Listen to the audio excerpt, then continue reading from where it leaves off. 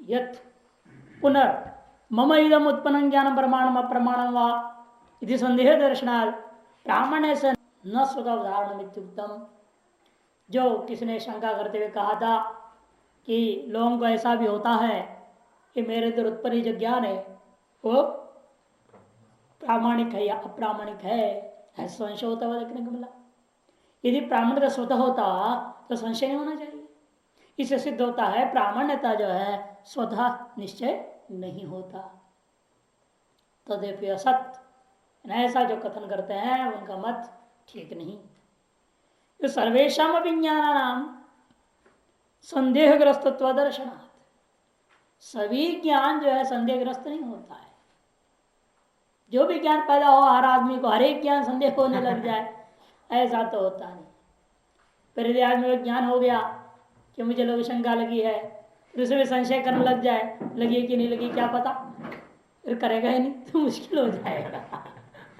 शौच लगी है फिर उसे भी शंका करेगा, पता नहीं मेरे को एक ज्ञान जो हो रहा है, मुझे जो शौच लगा हुआ जैसे ये हो सकता है नहीं भी हो, झूठी हो, फिर आदमी जाएगा ही नहीं, फिर अंदर परेशानी हो जाएगी। इसलिए हर एक ज्ञान कहाँ तक तुम भूख लगी है तो लगी है कि नहीं लगी है तो भी संशय होने लग जाए। प्यास लगती है उसका भी ज्ञान होता है ना आपको, मुझे प्यास लगी तभी तो पियोगे आप पानी, फिर वो ज्ञान में भी संशय हो जाए, पता नहीं मुझे प्यास लगी नहीं लगी, झूठी थी करी होगी, आगे पानी नहीं पिएगा फिर, ये तो मुसीबत है। इसलिए हर एक ज्ञान को आप संशयास्पद करके मान ही नहीं सकते, नहीं तो जीवन ही नहीं चलेगा आदमी। इससे अधिकतर ज्ञान क्या होता है स्वतः प्रामाणिक साबित है, क्वचित कभी ऐसा संशय हो भी सकता है, हम उसका इनकार नहीं करते हैं। कहते सर्वेशा भी ज्ञान नाम संदेहग्रस्त दर्शनात् यत्र पुनः कुत्रचित ब्रह्म दर्शनात् किम तादृशमिदं ज्ञानम उत अन्यादर्शम इति संशय भवति। यदि मान लीजिए कहीं ऐसा भी होता हो ब्रह्म दर्शनात् भ्रांति देखने को मिल रहा है, अतएव वहां आप यह मान सकते हैं भाई हमारे जो ज्ञान किम ईतादृशम इदम ज्ञानम उद अन्यादृशम, ये भी उसी प्रकार का ज्ञान है या अन्य प्रकार का है, इति संशय भवति। लेकिन तत्रापि ज्ञान स्वरूपम प्रथमदेव विषय तथात्म अवधारयति। वहां भी क्या होता है, ज्ञान का स्वरूप जो है वह पहले अपना विषय का यथार्थ बोध कराता ही है, भले बाद में इन तीन कारणों से बाधित यदि होता हो तब भ्रांति निर्णय करेंगे हम। दूरत्वादी नाम विषय दोषाणाम तिमरादी नाम कर्ण दोषाणाम पारिप्लवादी नाम मनोदोषाणाम च अभाव अवगम पुनः अताथा भाव शंका उच्छेद मात्र उपकरोति। दूरत्वादी जो विषय का दोष नहीं है ये निश्चय हो जाएगा तो फिर ज्ञान भी यथार्थ साबित हो जाएगा, विषय भी यथार्थ ज्ञान यथार्थ। ये दूरत्व दोष है तो ज्ञान में यथार्थ हो जाएगा। तो दूरत्वादि विषयगत दोष है ये, तिमिरादि करणगत दोष है, और पारिप्लवादि ने व्यग्र रहना, मन व्यग्र हो जाता है, मन चंचल है, मन परेशान है, मन दुखी है इत्यादि मानसिक जो दोष, तीन प्रकार का दोष हुआ, मानसिक, करणों में, इंद्रियों में और विषय में। ये तीनों प्रकार का दोष का अभाव जब निश्चय हो जाता है, मनोदोषाणांच अभाव अवगम, अभाव का निश्चय हो गया जब, तब अतथा भाव शंका उच्छेद मात्र, तब क्या हुआ जो अतथा भाव की आशंका थी उसको उच्छेद हो जाएगा। लेकिन ज्ञान में जो पहले प्रामाण्यता पैदा कर रखा था विषय में वही बाद में भी रहता है, वो बदलता नहीं है। इतने कि भ्रम की आशंका जो थी वो निवृत्त मात्र हुआ, उसकी निवृत्ति में उपकार कर दिया बाद में जो दोषत्रय का निश्चय। तथा भाव शंका उच्छेद मात्र उपकरोति, तथा भाव को उच्छेद मात्र में ये जो है दोषत्रय के अभाव का निश्चय मदद करता है। न तो ज्ञान स्वरूपाधीने विषय तथात्वावधारणे तदधीने प्रामाण्य निश्चय, ज्ञान स्वरूपाधीन है विषय के तथात्व का निश्चय और उसके अधीन है प्रामाण्य का निश्चय, उसमें इन दोषत्रय का निश्चय या अभाव किसी प्रकार से मदद नहीं करते हैं। अतः स्वतस्त्वादि तस्मात् स्वशब्द से आत्मीयवाचित्व, स्वशब्द क्या है? आत्मीयवाचक है। स्वतः ना, स्वतः प्रामाण्य बोलते हैं ना हम लोग, माने वह अपने विषयों को प्रकाशित करता है और उसमें यथार्थता को भी बोध करा देता है। स्वशब्द से आत्मीयवाचित्व ज्ञान स्वरूपाधीनात् अर्थ तथात्व अवधारणात् अवगम्य मानस्य प्रामाण्यस्य जप्तोपि स्वतस्त्वं सिद्धम भवति। इसे ज्ञान स्वरूप का अधीन होने से, स्व शब्द आत्म विषयक है, आत्म का वाची हमने स्वीकार कर लिया है, अतः ज्ञान स्वरूपाधीन हो गया और अर्थ के तथात्व का अवधारणा अवगम्य मान जो प्रामाण्यता है, वह प्रामाण्यता यथा उत्पत्ति में वैसे जप्ति में भी अपनी कदम, इसलिए यथा उत्पत्तो हमने क्या निर्णय दिया था? उत्पत्ति में स्वतस्थ, उसी प्रकार से जप्ति में भी स्वतस्थ सिद्ध हो गया। लेकिन कहेंगे उदयनाचार्य तो परत स्थापित करते हैं अनुमान से, एक और अनुमान है, ये तो प्रामाण्यम परतो ज्ञायते अनभ्यास दशायाम सांशिकत्वात् अप्रामाण्यवद। प्रामाण्यता परत ही निश्चय होता है, क्योंकि जब पहली बार आप देखते हो वहां संशय की संभावना है। अनभ्यास दशा मैंने पहली बार देखना, जिसके बार बार देख लिया आदत हो चुकी, वहां संशय नहीं होगा ये क्या सही है कि गलत है करके। जब पहली बार कोई चीज जानकारी लोगे तब आपको हो सकता है भाई ये जो हम जान रहे हैं सही है कि नहीं है, संशय हो सकता है। अनभ्यास दशा में उत्पन्न जो ज्ञान है वह सांशिक होने से अप्रामाण्य के समान। इति उदयनोक्तम अनुमानम, यह भी उदयनाचार्य के उक्त अनुमान है। तद अस्मन्मते विषय तथात्व अवगम्य रूपात परतैव प्रामाण्य अवधारणात् सिद्ध साधन द्रष्टव्यम, वह हमारे मत के दृष्टिकोण में भी सिद्ध साधन दोष मानी जाएगी। कि भटगणों के लिए वैसे साधन क्यों हो गया? क्योंकि हम लोग भी क्या मानते हैं? विषय की तथात्व का अवधारण, विषय का तथात्व का जो निश्चय है वह पर पदार्थ से ही प्रामाण्यता को प्राप्त होता है। जैसे कि अब पहले ज्ञान क्या कर, ज्ञान का स्वरूप घट ज्ञान हुआ, वह ज्ञान स्वरूप ने क्या कर दिया? घट को शुरू में यथार्थ बोध करा दिया, लेकिन उसकी यथार्थता में प्रामाण्यता निश्चय कब हुआ? बाद में कब? जब दोषत्रय का भाव निश्चय हो जाए। इसे विषयगत प्रामाण्यता जो होती है वह उसकी यथार्थता में प्रामाण्यता वह परत ही हम भी मानते हैं। विषय तथात्व का अवधारण रूपा जो पर पदार्थ से प्रामाण्य का अवधारण मानते हैं। एताभिरेव युक्ति भी अप्रामाण्यम स्वतः प्रामाण्यम परद, तो ठीक उल्टा बोलने वाला जो बौद्ध सिद्धांत है वो भी इन्हीं युक्तियों के खंडन हो गया, मान लेना चाहिए। अप्रामाण्य स्वतः होता है, प्रामाण्य परत होता है। उल्टा उसने बोला ना, हम लोग क्या प्रामाण्य स्वतः अप्रामाण्य परतः, उसने कह दिया अप्रामाण्य स्वतः है प्रामाण्य परत है। इति बौद्ध सिद्धांतों निरुद्धो वेदितव्यः इत्यनुमति प्रसंगेन, बौद्धों का खंडन आदि करने की और युक्तियां नहीं दे रहे हैं, इन्हीं युक्तियों को इस्तेमाल करता उनको भी खंडन मान लेना चाहिए। ऐसे अगर प्रामाण्यवाद का विचार कहते हैं इत्यलम अति प्रसंगेन, कि विचार कुछ हम प्रमेय की चल रहा है था, प्रमाण और प्रमाण को प्रामाण्यता आदि विचार यहाँ मतलब ही नहीं था, लेकिन प्रासंगिक विचार उठ गया था, हमने विचार कर दिया, इससे अधिक बोलना तो अति प्रसंग हो जाएगा। सिद्धांत तावत तमा पंचमानी अवयवी द्रव्याणी, इसीलिए ये बात सिद्ध हो गया। तम है पंचम जिसका, पांचवा जिसका, ऐसे जो पांच द्रव्य है पृथ्वी जल तेज वायु और अंधकार, ये कैसे हैं? अवयवी द्रव्य है, स्थापित हो गया। अतएव तद आरम्भकाणी अवयव द्रव्यानि च, और उसके आरंभक द्रव्य परमाणु है, ये हमने निश्चय कर लिया। और हमारे मतलब परमाणु क्या है? जो न्यायिक आदि लोग त्रसरेणु कहते हैं उसी को मानना है। इसी पर तो विचार हुआ, उसे क्यों मानना है? उसकी प्रामाण्यता पर तो विचार हुई, तो प्रामाण्यता पर विचार चल पड़ा, वहां तक आए, निर्णय दिया कि उससे भी छोटा मानने में अनुमान से तुम क्यों निश्चय करोगे? जो लोग में स्वीकार है उसी को मान के चलो। तो उसी आधार पर जो वहां प्रामाण्यता का भाषण उठी थी तो उसका प्रसंग वशात विचार कर लिया। अब आता है इनसे भिन्न जो द्रव्य हैं, है ना, उन पर विचार करना पड़ेगा। स्वरूपाणि निरूप्यन्ते व्योमादीनाम अथ क्रमात् नित्यानि च नवयोद्रव्याणि च विभूनि च। स्वरूपाणि निरूप्यन्ते व्योमादीनाम अथ क्रमात्, अक्रम से आकाश काल दिग आत्मा वगैरह का स्वरूप का निरूपण करने जा रहे हैं। व्योमादि नाम क्रमात्, अथ पहले लेंगे, अथ व्योमादि नाम क्रमात् स्वरूपा निरूप्यन्ते। प्रतिज्ञा हम करते हैं क्या?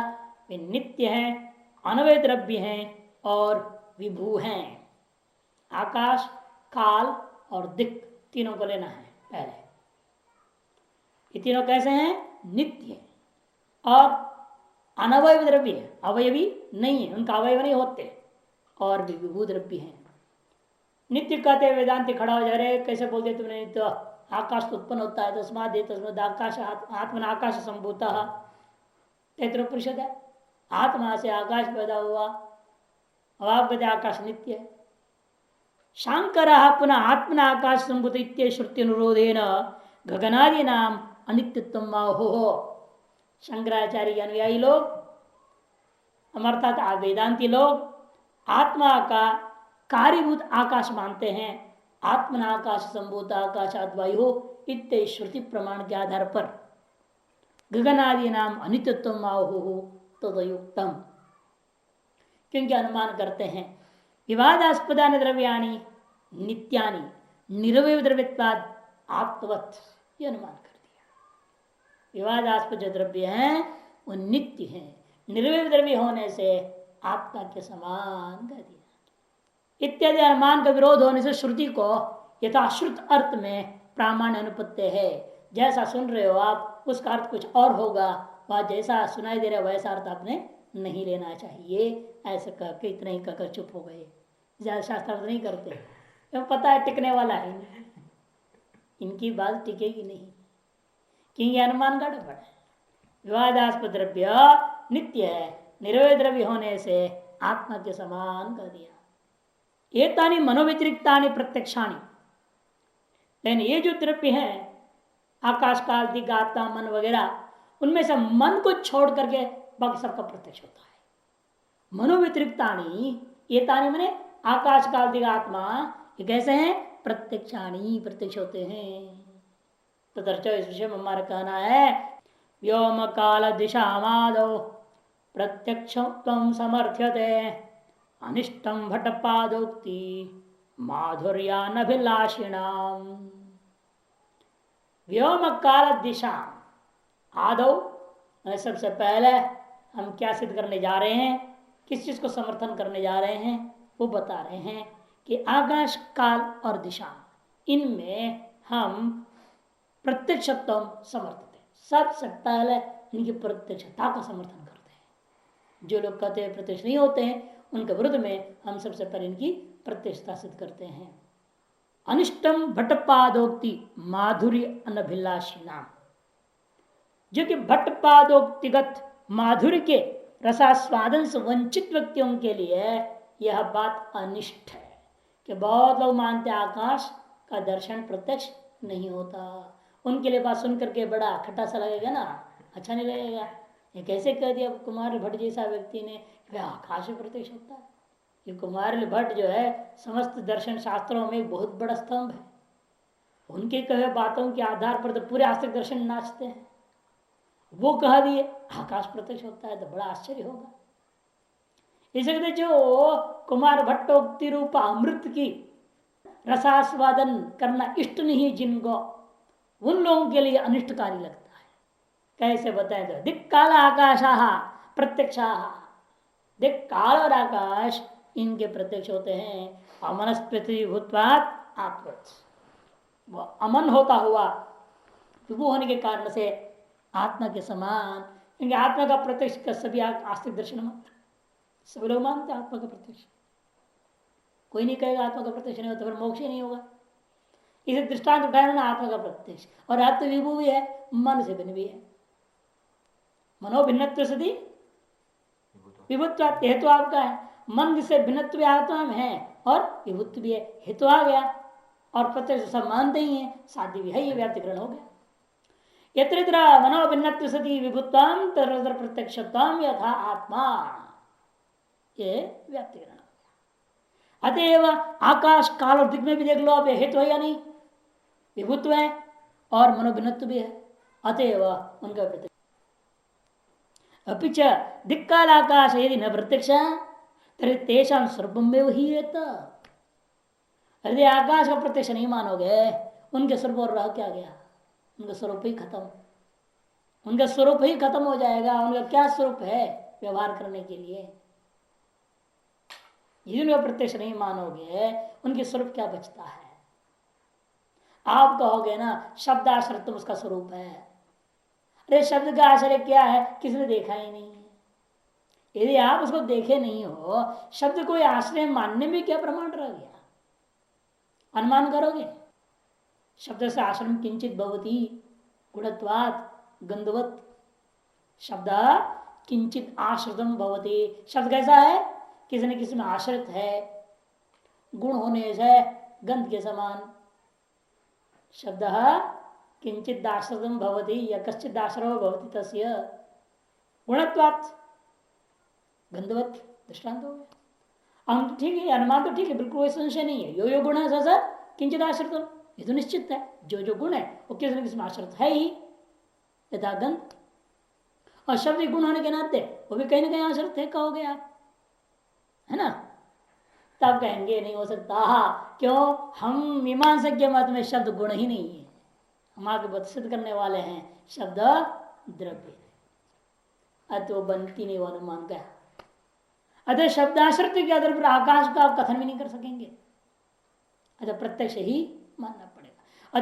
अतिदादि व्यवहार के प्रति कारण काल है ना, प्राच्यादि व्यवहार के प्रति कारण दिशा है। ये जो आप कह रहे हो ये भी सोपाधिक भी है, निरुपाधिक है क्या, कि आप उसको भी क्या मानते हैं, एक है, नित्य है, विभु है। काल भी एक नित्य विभु, दिश भी एक नित्य विभु, आकाश भी जो है ये नित्य विभु, तीनों में अंतर क्यों मानने का, सोपाधिक ही व्यवहार सारी चीजें इकट्ठा कर लो। इसे कहते नहीं, इनका प्रत्यक्ष माने बिना इनका कोई स्वरूप ही सिद्ध नहीं हो पाएगा। न प्रत्यक्ष तेरे देश स्वरूप में वही है, तो प्रत्यक्ष व्यतिरेकेण तेषु प्रमाणाभावात्, आगे ना, प्रत्यक्ष भिन्न उसे कोई प्रमाण ही आप प्रस्तुत नहीं कर सकते। क्यों नहीं कर सकते, मैं प्रस्तुत करता हूं। वास्तव तत्र प्रमाण शब्द से विशेष गुणत्वात् गुणस्य गुणिनम अंतरेण अनुपत्ति है। शब्द जो है विशेष गुण है और गुण कभी गुणी के बिना होता ही नहीं है, इसीलिए शब्द आश्रित्व में आकाश सिद्ध कर लूंगा, यह प्रमाण है। शब्द गुणाश्रित्व तवद आकाश सिद्धि ही, शब्द रूपी गुण का आश्रित्व आकाश सिद्धि हो जाएगी। इसी प्रकार से कालस्तु युगपद आदि प्रत्यानुमेय, युगपत आदि प्रत्यय के द्वारा अनुमेय हो जाएगा। देवदत्त दोनों एक साथ आ गए, देवदत्त युगपद आगत, तदनंतर यज्ञदत्व आगत, ऐसे जो व्यवहार होगा यहाँ पर युगपत व्यवहार और आनंतर व्यवहार के प्रति काल तो कारण बनेगा। युगपदादि प्रत्यय के द्वारा अनुमेय है और दिशा पुनः पूर्वापर आदि प्रत्यानुमेय, पूर्व पश्चिम उत्तर दक्षिण इत्यादि प्रत्यय के द्वारा अनुमेय है। यदि कथम तेज प्रमाणाभाव, ये सब में अनुमान प्रमाण हमारे पास उपलब्ध है। शब्द किंचित गुणी आश्रित गुणत्वात् गंधवत् काल। अच्छा आप अनुमान करेंगे काल का भी, काल कैसा है, कहते आपने कहा युगपद आदि प्रत्यय के द्वारा अनुमेयी है।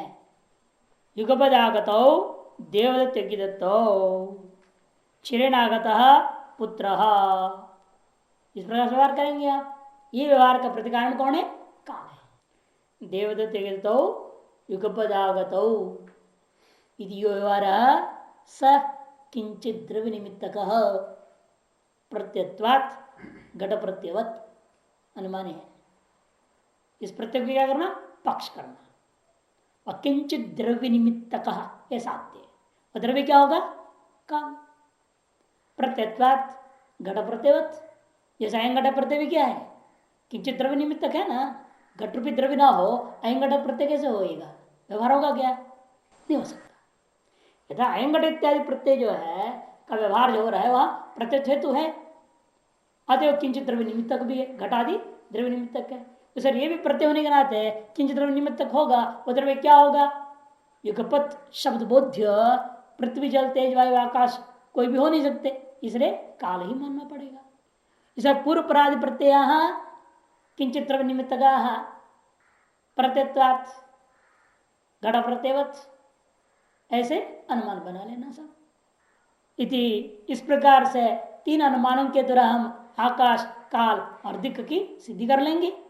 तब कहते हैं अत्र वदामः, इस विषय में कहना है भाई नहीं नहीं ये अनुमान है जो आपके, इन अनुमानों से आप आकाश काल दिक्क की सिद्धि नहीं कर सकते। क्यों? सबसे पहले उत्तम शब्द गुणाश्रत्व आकाश सिद्धि तदयुक्तम, शब्द गुणाश्रत्व आकाश सिद्धि जो कहा वो अयुक्त है। क्यों? शब्द से गुणत्व अनुपत्ति है, वक्षमाणत्वाद, शब्द में गुणत्व ही उपपन्न नहीं है। ये आगे हम सिद्ध करने वाले हैं कि शब्द गुण नहीं है, द्रव्य है।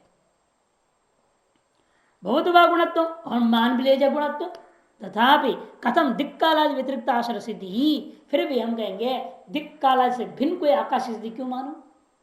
इन तीन के जगह पर एक द्रव्य मान लो ना। आकाश काल और दिक्क तीनों को आप नित्य एक विभु मानते हो, इन तीनों को मिला करके एक नाम रख दो, एक द्रव्य मानो, और उसी को ही उपाधि भेद से सारा व्यवहार मान लो। तीन अलग अलग द्रव्य क्यों मान रहे? इतना गौरव काम कर रहे हो या नहीं? नया को कर रहे मीमांसा। आप यदि सब कुछ अनुमेय मानते हो, अनुमेय अनेक कल्पित पदार्थों के जगह पर एक मान लो, औपाधिक भेदी तो कर रहे हो, उपाधि अलग अलग कर दो, अलग अलग उपाधियों से एक ही द्रव्य का अनेक प्रकार से व्यवहार हो जाएगा, क्या दिक्कत है? इसीलिए या तो आप उसका प्रत्यक्ष मानिए या तीन की जगह पर एक द्रव्य मानिए। दिक्काल व्यवहार से अतिरिक्त आश्रय की सिद्धि कैसे करोगे?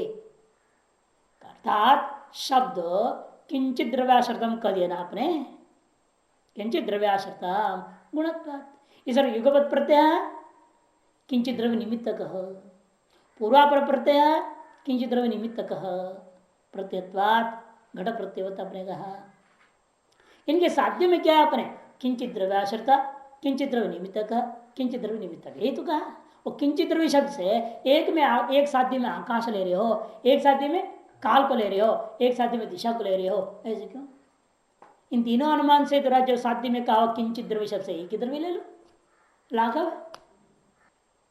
असिद्ध द्रव्य तत्व कल्पनातः सिद्ध शिव द्रव्य से गुणांतर कल्पनाया लघ्यस्तरता। दोबारा वही डायलॉग मार देखिए मीमांसक कहते देखो भाई, ये जो असिद्ध द्रव्यों की, असिद्ध अनेक द्रव्यों की कल्पना करने की अपेक्षा से सिद्ध द्रव्य में ही एक गुणांतर कल्पना कर लो। पृथ्वी जल तेज वायु में ही शब्द रूपी गुण को अंतर्भाव कर दो। जैसे एक ही गुण अनेक द्रव्य में हो रहा है ना, रूप देखो 3 द्रव्य में मान रहे हो आप, स्पर्श 4 द्रव्य में नहीं मान रहे हो, है या नहीं? पृथ्वी में रूप है 7 रूप, जल में आभास और शुक्ल, तेज में भास और शुक्ल, है ना रूप 3 द्रव्य में, स्पर्श 4 द्रव्य में मानते हो, और शब्द को भी 4 द्रव्य मान लो, क्या दिक्कत है? उत्पन्न होते भी इन 4 द्रव्यों से ही शब्द। आकाश में अपना पैदा हो जाता क्या है? बजाया हाथ तो पार्थिव तभी द्रव्य है ना, ये दोनों ये बजे तब तो आवाज निकली। आकाश तो वैसे है, कहाँ आवाज हो रहा है कुछ? निमित्त तो यही है ना, निमित्त तो यही पृथ्वी जल तेज वायु, तो इन्हीं में शब्द को गुण को अंतर्भाव कर देना, अलग द्रव्य मानो ही मत आकाश को, लाघव है। यदि असिद्ध अनेक द्रव्यों की कल्पना करने की अपेक्षा से सिद्ध द्रव्यों में ही एक और गुण की अधिकता कल्पना कर लो, लगी स्थिरत्वात्, ऐसे कल्पना करना अत्यंत लाघव माना जाता है। इसीलिए जब पृथक द्रव्य मानना ही है, सभी के मतों के हिसाब से आकाश को उसका प्रत्यक्ष मानना पड़ेगा। किंच नयनोन्मीलनानंतरम एवं आबाल वृद्धम अध्यक्षतया अध्यवसीयमानस्य आकाशस्य अप्रत्यक्ष वदन्तः प्राभाकरादयः करतल कलितम आमलक फलम अपि प्रत्यक्ष अनुपलभ्यम इति वदयुर्रेव। नयन उन्मीलन अनंतरम एवं, आंख खोलने के बराबर तुरंत ही, आंख खोलते ही पहला क्या दिखता है? विशाल आकाश दिखता है, सबको दिखाई दे रहा है, और तुम लोग कहते नहीं दिखता है। कैसे आदमी लोग हो? ऐसे आप लोग हैं जो हाथ में रखो आंवला, करेगा अनुभव में नहीं आ रहा। अरे अंधे को भी अनुभव आता है, तुमको नहीं आ रहा आंवला का अनुभव। हाथ में रखा हुआ चीज यदि अनुभव में नहीं आ रहा है, फिर आदमी क्या अनुभव करेगा? इस तरह से आप लोग हैं। सबको गिना दे प्रभाकर आदेह। नैन उन्मीलन अनंतरम, आंख के खोलने के बराबर तुरंत सबसे पहले जो दिखाई देने वाला वस्तु विशाल आकाश ही है। किनको? आबाल वृद्ध, सबको, बच्चा से लेकर बूढ़ा तक सारे प्रकार के लोगों को अध्यक्षतया अध्यवसीय मान, प्रत्यक्ष रूप अध्यक्षता मैंने, हाँ ये नहीं कोई कार्यक्रम का अध्यक्ष नहीं लेना, अध्यक्ष प्रत्यक्षतया, प्रत्यक्ष रूपेण अध्यवसीय मान, निश्चय मान है वो। ऐसे जो आकाश का अप्रत्यक्ष कथन करता हुआ प्रभाकर आदि लोग ऐसे हैं जो कर तलक कलितम आमलक फलम अपनी प्रत्यक्ष अनुपलभ्यम वदेयो, हथेली पर रखे हुए आंवले को भी अप्रत्यक्ष कहने की साहस करने वाले दुस्साहसी प्रभाकर आदि के समान आप हो जाओगे, ऐसे बोल दी वदेयो। ऐसे लोगों का क्या विश्वास करना जो कुछ भी बकवास करते करते, हाथ में नावला प्रत्यक्ष नहीं होता, ऐसे बोलने वालों का कभी की बात विश्वास की जा सकती है? अतएव उन लोगों के मत उपेक्ष है कहने का तात्पर्य हुआ। ना भी कालो युगपदादि प्रत्यानुमेय, काल भी युगपदादि प्रत्यय के द्वारा अनुमेय आप जो कहते हो वो भी नहीं हो सकता। युगपद आगतो देवदत्त दत्तो चिरेण आगत पुनः इत्यादि प्रत्यय किं काल विषय अन्य विषय वा। हम विकल्प करके पूछ रहे हैं आपसे, बताइए युगपद आगतो देवदत्त दत्तो एक ज्ञान हुआ और चिरेण आगत पुत्र ये ज्ञान हुआ, इन ज्ञानों में इत्यादि प्रत्यय, इन ज्ञानों में क्या काल विषय है या कोई और तत्व विषय हो रहा है? अन्य विषय हुआ न तावद अन्य विषय, अन्य विषय तो है नहीं सकते। कालाद अन्येषाम तेषाम युगपद्यादिलिंगानां प्रत्यक्षेण काल संबंध अनवधारणे पूर्व पारिशेष सिद्धे है। इनके काल से जो भिन्न वस्तु होगा, कालाद अन्येषाम तेषाम, कौन? पृथ्वी जल तेज वायु, और काल से भिन्न आकाश भी ले लो, पृथ्वी जल तेज वायु अंधकार और आकाश, छह द्रव्य है। कालात अन्येषाम तेषाम, काल से भिन्न वो जो छह द्रव्य है उनमें से कोई भी योगपत्यादि लिंगानाम प्रत्यक्षेण काल संबंध अनुधारणे, योगपत्यादि लिंगों के कारणीभूता उन वस्तुओं को प्रत्यक्ष के द्वारा काल संबंध का निश्चय न होने पर पूर्व अनुमान जैसे हुआ वैसे यहाँ भी पारिशेषी की सिद्धि नहीं हो सकती। अर्थात पृथ्वी के साथ संबंध होना पड़ेगा काल का, है ना। इसलिए यहाँ काल रूपी द्रव्य यदि स्वयं पृथ्वी काल रूप होता तो काल संबंधी पृथ्वी का व्यवहार नहीं होता। इसे गंध स्वरूप पृथ्वी है, इसे गंध संबंधी पृथ्वी का व्यवहार नहीं है, गंधवत्वादी पृथ्वी है वो, लेकिन कालत्वाद पृथ्वी है क्या? हमेशा काल का व्यवहार जहां भी हो पृथ्वी का व्यवहार वहां काल का होगा क्या? कोई जरूरी नहीं है।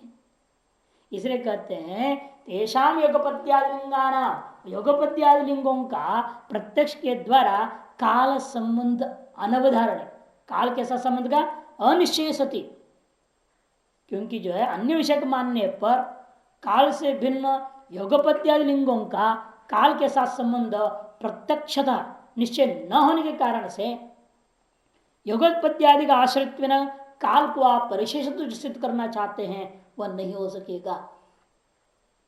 अतो काल विषय, इसलिए नहीं छूट गया, संबंध अवधारण काल से प्रत्यक्ष होगा। यदि संबंध निश्चय हो गया आपको, इसका मतलब आपने काल का प्रत्यक्ष कर ही लिया। यदि योगपद्य जो चीज है वह यज्ञ देव वाक्य पर क्या बोलिए, योगपद्यागत देवदत्त के दत्त। यदि योगपद्य का देवदत्त के संबंध आप देख रहे हो गया, यदि आपने संबंध अनुभव कर लिया तो फिर प्रत्यक्ष हो गया आपको, फिर अनुमान क्यों कर रहे हो? यदि प्रत्यक्ष नहीं हुआ, इन दोनों के बीच संबंध ही निश्चय नहीं हुआ, जब संबंध ही निश्चय नहीं हुआ, ये जो योगपद शब्दबोध्य वस्तु काल है, ये परिशेषता आपने कैसे निर्णय ले लोगे? फंसाए देखो किस तरह से।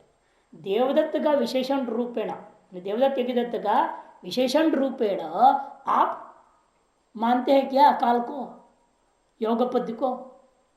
योगपद्य देवदत्त का विशेषण यदि है, हम आपसे पूछते हैं उस विशेषण का उस देवदत्त के साथ संबंध आपने ग्रहण किया कि नहीं ग्रहण किया। ये संबंध ग्रहण हो गया, इसका तो आपको प्रत्यक्ष हो गया। इसे भूतल और घट, भूतल घटाओ व्यवहार हो गया मान लो। उस व्यवहार में आपसे पूछेंगे इन दोनों का संबंध आपने देखा।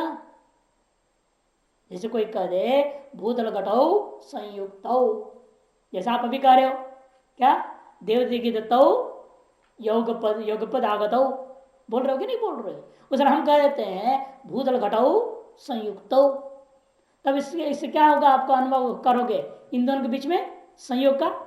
यदि संयुक्तता इन दोनों का विशेषण है, इसका मतलब क्या, संयुक्तता से बोध जो संयोग आप ग्रहण कर रहे हैं इन दोनों के बीच में, मानना पड़ेगा ना। समझ ग्रहण हुआ, विशेषण यदि ग्रहण नहीं हुआ तो विशिष्ट ज्ञान कैसे हुआ आपने, कि नियम है विशेषण ज्ञान उत्तर काल में ही विशिष्ट ज्ञान होता है। सर योगपद्य का संबंध यदि देवदत्त में ग्रहण हुआ तो काल का प्रत्यक्ष मानना पड़ेगा। एक संबंध नहीं ग्रहण हुआ फिर यह व्यवहार ही बनेगा नहीं। योगपद्यागत देवदत्त व्यवहार ही नहीं होगा। अगर हो भी जाए यहाँ परिशेषता काल है, निश्चय कैसे करोगे, असंबद्ध वस्तु का निर्णय कैसे हो जाएगा। इसे कहते हैं संबंध अवधारण है काल से प्रत्यक्ष तो प्रसंग है। अथ काल विषय, इसे काल विषय मानना पड़ेगा। तरी किम अक्षजन्य लिंगजन्य व, तब आपसे पूछेंगे इस ज्ञान में जो विषयभूता काल है, योगपद्य शब्द बोध्य विषयभूता जो काल है वह अक्षजन्य है मान इंद्रियजन्य है या लिंगजन्य है। अतः पहले आपने अनुमान किया, अनुमान करने के बाद ज्ञान हुआ। योगपद्यागत देवदत्त, अनुमान पहले है कि ज्ञान पहले है। ज्ञान पहले मानना पड़ेगा क्योंकि पक्ष कोटि में रख दिया आपने। अतः लिंग गम्य तो है नहीं, इसे फिर किसे गम्य हुआ वो, अक्ष गम्य मानना पड़ेगा, न प्रत्यक्ष मानना पड़ेगा। न तावत लिंगजन्या, क्यों, युगपदादि प्रत्यय अतिरिक्त लिंग अनंगीकरणा, युगपदादि प्रत्यय से भिन्न कोई आपके लिंग भी नहीं है। युगपदादि प्रत्यय नाम एवं लिंगत्वे च आत्माशय प्रसाद, स्वयं के प्रति स्वयं को लिंग मानने लग जाओ फिर आत्माशय दोष हो जाएगा। एक युगपत्य प्रत्यय दूसरे युगपत्य प्रत्यय लिंग मानो तो अन्योन्याश्रय दोष हो जाएगा। तीसरा लाओगे चक्र होगा, चौथा मानोगे अनवस्था हो जाएगी। ये सारे दोष आज एक दोष आ गया ना तो सब आ गए। एक नियम ऐसे आत्माश्रय अन्योन्याश्रय चक्र अनवस्था, ये लाइन से आ जाती है एक के बाद एक। अथ अक्षजन्या, इसलिए मानना पड़ेगा वो अक्षजन्य है। तो प्रत्यक्ष काल से आपन्नम, फिर तो काल प्रत्यक्ष है, ये बात सिद्ध हो गया। युगपदादि प्रत्यानाम अक्षजन्यत्व काल विषयत्व स्थितत्वात्, इसलिए युगपदादि प्रत्ययों के अंदर अक्षजन्यत्व और काल विषयत्व ये दोनों बात स्थापित हो गया। अतः प्रातः कालो अयम सायंकालो अयम, देखो अयम ये जो है ना, यह शब्द कहां प्रयोग होता है, अत्यंत सन्निकृष्ट प्रत्यक्ष के विषय के लिए होता है। इदमस्तु सन्निकृष्टे, था ना व्याकरणकार ने, अयम घट, क्यों, घट प्रत्यक्ष विषय द्वार, इसलिए अयम प्रातः काल कह रहे, मतलब क्या, प्रातः काल प्रत्यक्ष विषय है। इत्यादि प्रत्यानाम सूर्योदय आदि दर्शन अनुगृहित नयन जन्यत्वात्, सूर्योदय से अनुगृहित होकर के इंद्रिय चक्षु रूप इंद्रिय के द्वारा जन्य ज्ञान है। अतः काल से प्रत्यक्ष तुम सिद्धम, काल में प्रत्यक्षता सिद्ध हो गया। आकाश प्रतिष्ठित कर दिया हमने, काल प्रतिष्ठित कर दिया। सच काल षडिंद्र ग्राही पूर्व में उत्तम, और वह काल चक्षु इंद्र ग्राही मत समझना, पूरा 6 इंद्रियों के द्वारा ग्राही है। अपरापर विषय के विशेषण रूपेण काल को तत्त इंद्रियां ग्रहण कर लेते हैं। मन भी ग्रहण करता है क्योंकि मन को पता है कब दुख हुआ कब सुख हुआ, सुख दुख का भी काल रिकॉर्ड है ना अंदर। तो मन को प्रत्यक्ष हुआ वो काल, नहीं तो फिर केवल सुख का प्रत्यक्ष करता, सुख का विशेषण काल को कैसे ग्रहण कर दिया उसने।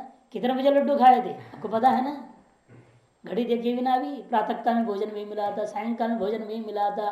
काल विशिष्ट भोजन का स्वाद आपको याद है, तो स्वाद ग्रहण करते उसके साथ काल भी ग्रहण हो जाता है। इसलिए हर इंद्रिय का विषय ऐसा ही है, इसलिए कहते हैं षडींद्र ग्राही है। यह बात हम पहले ही सिद्ध करके आ चुके हैं। एवं दिशो पूर्वापराधि प्रत्यानाम नेत्र मात्राधीनत्वाद दिग्विषयत्वाच्च प्रत्यक्षम समर्थनीयम। इसी प्रकार शास्त्रार्थ करते हुए आप अपने आप विकल्पों को उठाना और पूर्व पक्ष को परास्त कर देना, करके यह निर्णय ले लेना है आपने अपने द्वारा ही स्वयं पूर्वापराधि जो प्रत्यय है नेत्र मात्राधीन है और दिग् उसका विषय है। अतएव आकाश के प्रत्यक्षत्व आपको समर्थन कर लेना है। पूर्वापराध प्रत्यानाम लिंगत्वेन दिगनुमान तो पूर्ववर्तीनाम घटादिनामपि घटादि प्रत्यानमेत प्रसंग प्रतिपादन निराकरणीयम। यदि वो कहते हैं पूर्व अपराध प्रत्ययों के आधार पर लिंग को लेकर के दिक्क का अनुमान कर दो, फिर हम भी कहें घट प्रत्यय को लेकर घट का भी अनुमान कर देना, घट प्रत्यय को लेकर के घट का भी अनुमान कर लेना, अहम प्रत्यय को लेकर आप अपने भी अनुमान कर लेना। कहना मेरे को अपना प्रत्यक्ष नहीं होता, मेरे को मेरा ही प्रत्यक्ष नहीं है, मैं तो अपने बारे में अपने अनुमान से सिद्ध कर लेगा। अहम प्रत्यय विषयत्वात् नहीं और क्या अनुमान करना पड़ेगा। ऐसे कैसे पागल जैसे बोले जा रहे हो, हर चीज का अनुमान सिद्ध कर दो, हर चीज अनुमान सिद्ध कर दूंगा, है डांट रहे हैं यहाँ पर आकर के। अब कहते हैं पूर्वापराधि प्रत्यानाम लिंगत्व दिगनुमान, तो लिंगत्व को लिंग बना करके दिक्क अनुमान करने की चेष्टा जो करते हो पूर्ववर्ती नाम घटादि, फिर तो पूर्ववर्ती जो घटादि है उनमें भी घटादि प्रत्यय के आधार पर अनिमित्त की प्रसंगता का आपादन करता हुआ उनका खंडन कर लेना चाहिए।